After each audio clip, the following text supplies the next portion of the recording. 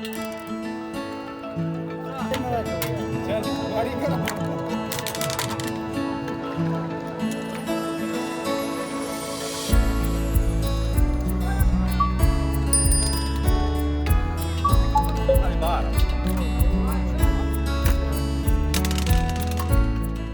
तो मैं एक स्टूडेंट हूँ, यहाँ पे इसी तरह दोस्तों के साथ आया था, थोड़ा गेट टुगेदर के लिए हमने बोला थोड़ा बैठते हैं, चाय माय भी हो जाएगी, आउटिंग भी हो जाएगी।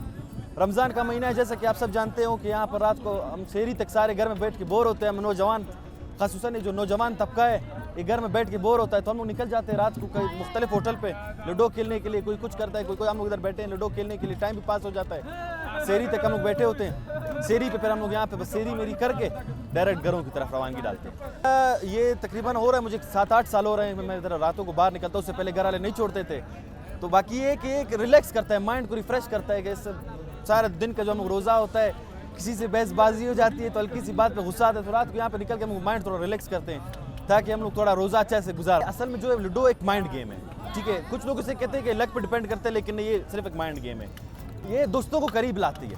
लूडो एक ऐसा गेम है जो दोस्तों को थोड़ा सा क्लोज ले आती है, और उसमें कुछ भी नहीं। ये अगर आप दुश्मनों को भी बिठाए तो भी इंशाल्लाह साथ हो जाएंगे। कि अगर डेली रूटीन पे बात की जाए तो मैं कम से कम 4 से 5 घंटे यहीं होता हूँ।